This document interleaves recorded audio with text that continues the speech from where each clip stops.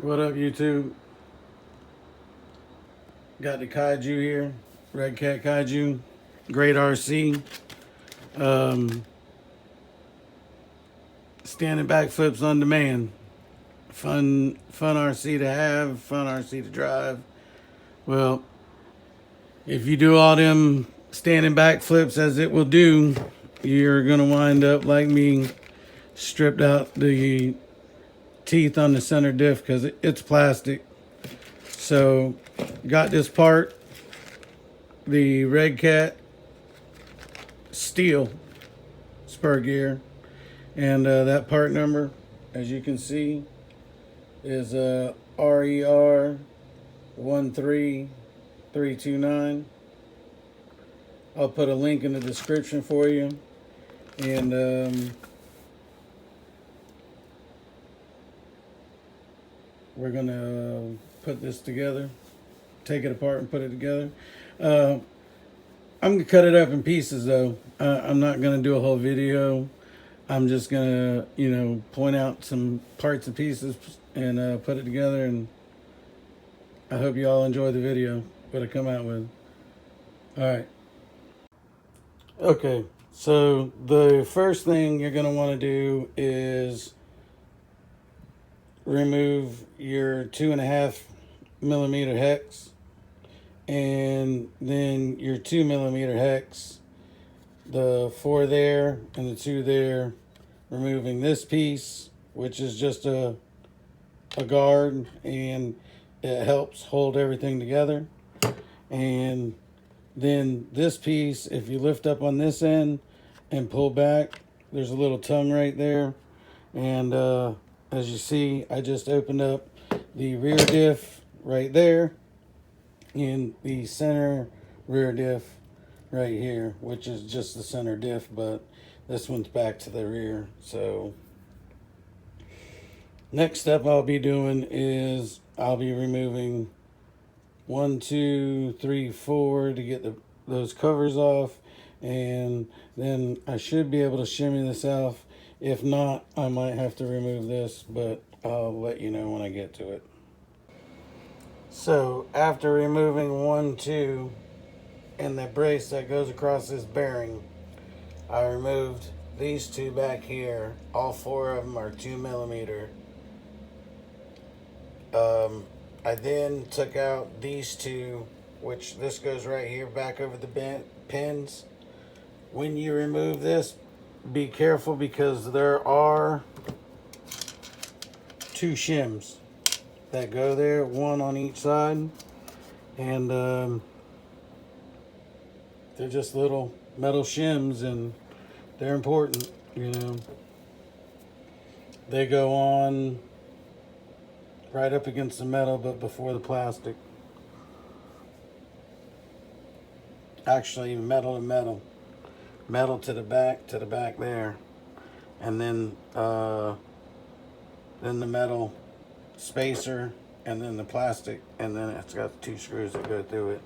If you're careful, like how I did it, is I pulled 1 pin, I let it come out, I took it off, and then I put it back in, making sure that the wishbone was still in its socket, and put it back in, and now I have this part removed, and as you can see, it's still together. And then all you have to do is lift this up. Bam. There's my center housing. There's my bearing. I mean, I'm taking it apart, and it's still somewhat keeping it apart. I might have to take it all apart. I'll let you know as I go. After removing that plastic piece right here, and that goes to the bottom of the transfer right there, Diff, I put the part back on. The 2 shims, the metal brace, and the plastic piece with the 2 screws. Then I removed the 2 screws for the body mounts, because it actually goes through the frame here. Goes through the frame and mounts there. The two to the wheelie bar, they go through the body right here. Right there, they come through. And that goes to the wheelie bar. And then there's two right here that come down and mount to the diff. Once you pull those 6 out, you're able to pull this right apart. And as Earl Moorhead has taught me, it's better to pull it off in chunks.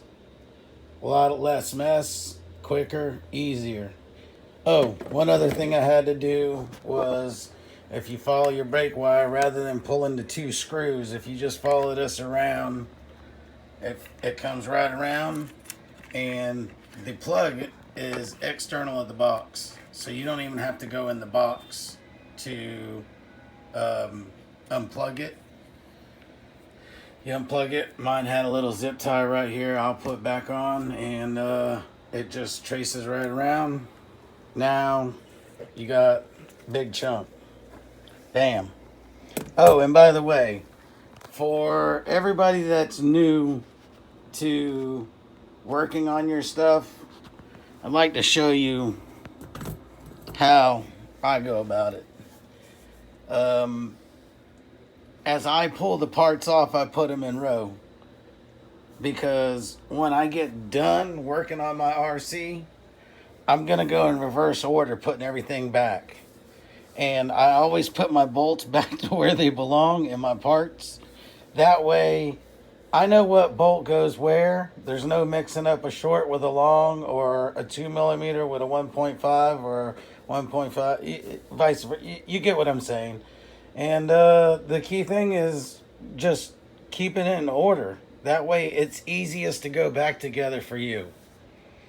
And the last thing, if you're inexperienced, the last thing you want to do is tear everything apart and then not know how to get it back together, and it take you forever, or you have to go take it to a shop in a box and say, hey, how much to put this back together, because, you know, they got you, and that's not what you want. What you want is to do it in a fashion that you can get it back together, and you learn about your RC, and you figure out ways to upgrade, and there's a lot of benefits to it.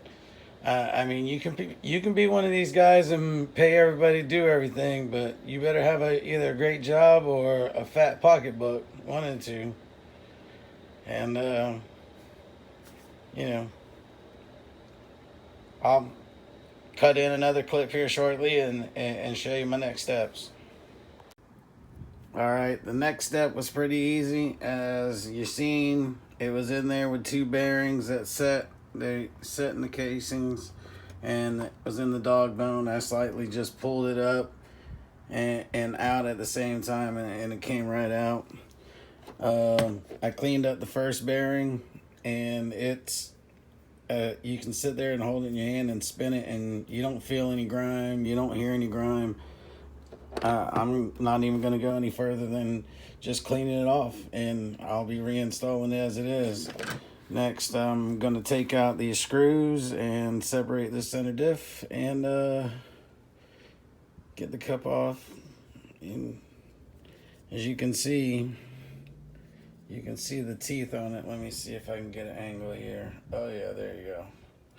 As I spin it around, you see the teeth that we're missing. See that big bald spot right there, another one right there where tips broke off. But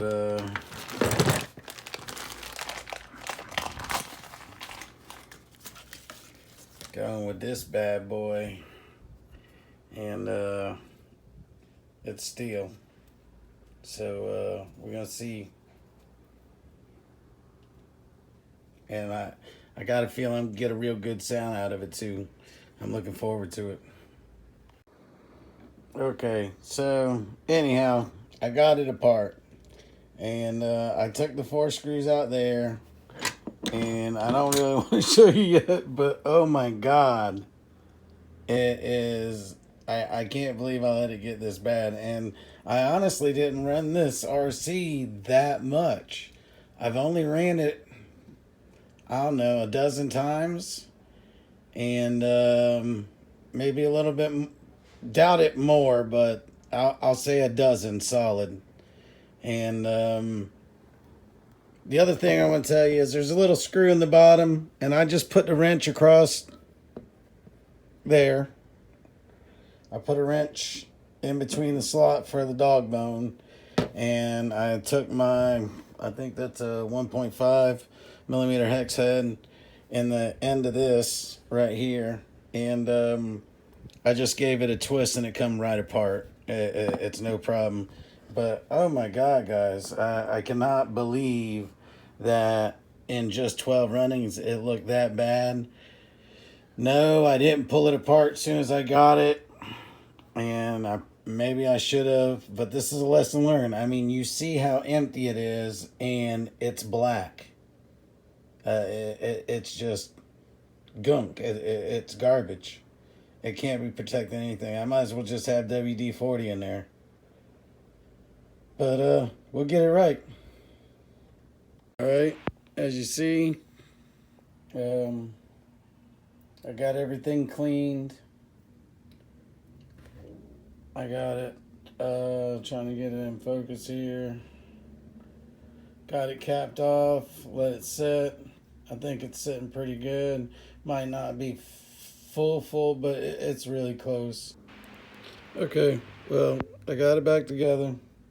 And I must say, I got good feelings about this. I gave it some twist to feel the tension, and I think we're gonna be good. Well, no, give it a shot. You know, that's trial and error. All right, so next we're going to be installing it back inside here. But before I do that, I want to show y'all. You see those two little rubber washers there? They go inside this cup down to the bottom. So when you slide your dog bone in there, it's not sliding back and forth. It's going to keep it, you know, snug in there. Just like so. So I just set them in there and then took and slid this down in the hole. Pushes them back up in there. And now when I take this and slide this in here in this dog bone, got my one bearing in place. Where's my other bearing?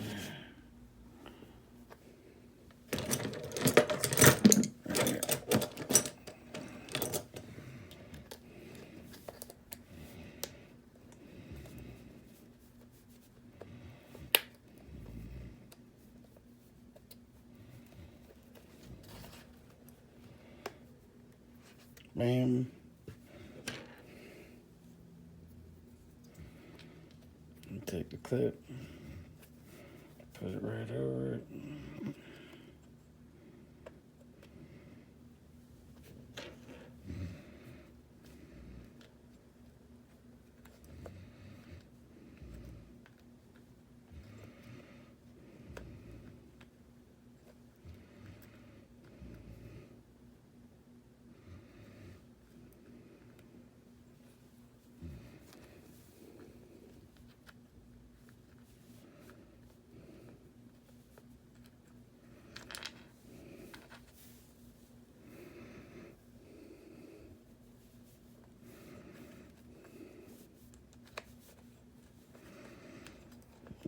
Wait to put the screw on.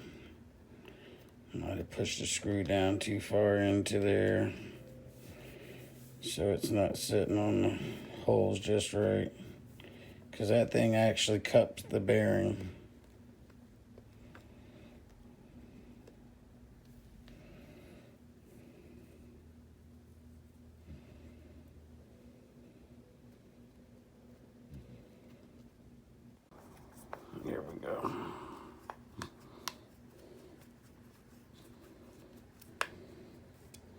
Yeah, when doing something like this, seeing how you know it's going right around the bearing, you don't want to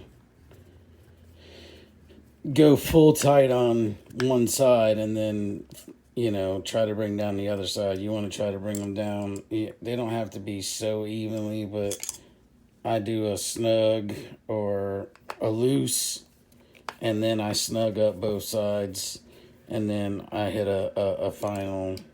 All right, I'm taking you down there where you're tight. Not making sure to not overstrip it, because you are dealing with plastic. And now that we got that in there, this isn't going anywhere, and see how the dog bone doesn't slide.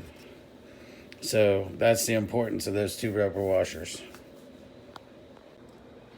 Alright, so I put this cover back on, then I slid the tail piece back on, which, by the way, went right back together.